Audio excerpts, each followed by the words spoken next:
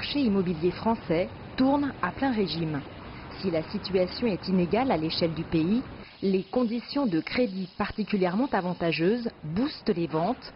Résultat, le million de transactions est en vue pour 2019. Cette frénésie a des répercussions sur les prix, en particulier dans la capitale. Ingrid Damoiseau est directrice générale d'une agence immobilière du très chic Est parisien, un secteur qui s'est tendu ces derniers mois. Elle note une augmentation de 10 à 15% du prix de présentation des biens par rapport à janvier de cette année. Il s'est passé que les prix ont considérablement augmenté. Voilà, ouais, énormément.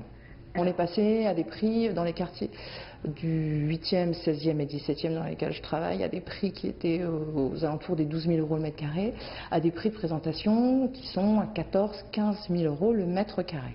Des prix qui donnent le tournis et qui sont source de blocage, les propriétaires préférant conserver leur logement en vue d'une poursuite de la hausse, ce qui cause une pénurie de biens sur le marché. C'est arrivé très soudainement, du fait du manque de produits en fait, très peu d'offres de produits à la vente, donc une rareté qui fait que les vendeurs en fait mettent leur prix de présentation à un prix plus élevé. Et par contre ça génère chez l'acquéreur plus de doutes, ils attendent de voir un petit peu ce que le marché va donner et donc ça n'est pas particulièrement favorable en fait. Ici, nous sommes dans une rue calme du 8e arrondissement, proche du quartier de la Madeleine. Ce bien, mis en vente par l'agence, a tous les atouts pour satisfaire ses clients fortunés. Dorure, moulure au plafond, parquet en point de Hongrie.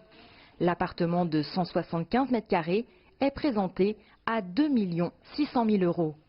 Il y a 2-3 ans, ce type d'appartement pouvait se vendre aux alentours des 10 000, 10 500 euros le mètre carré.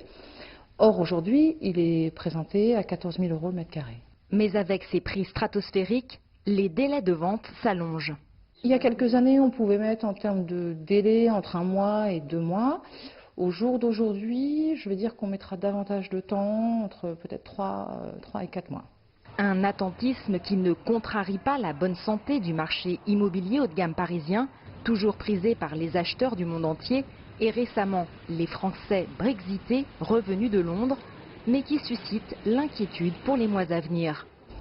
Ça fait moins bouger les choses, déjà en premier lieu, et puis les conséquences ne sont pas particulièrement bonnes dans la mesure où en fait ça ne génère pas d'attrait habituel en fait de l'acquéreur, et en fait on est bloqué quelque part, en fait ça bloque le marché.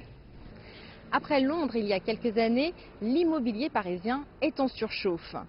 Une situation qui inquiète les professionnels et qui a des répercussions sur les particuliers puisque la flambée des prix fait tache d'huile, y compris sur la banlieue proche. Si rien ne laisse prévoir une baisse pour l'instant, un apaisement est à espérer pour éviter l'explosion. Jade Charles, CGTN, Paris.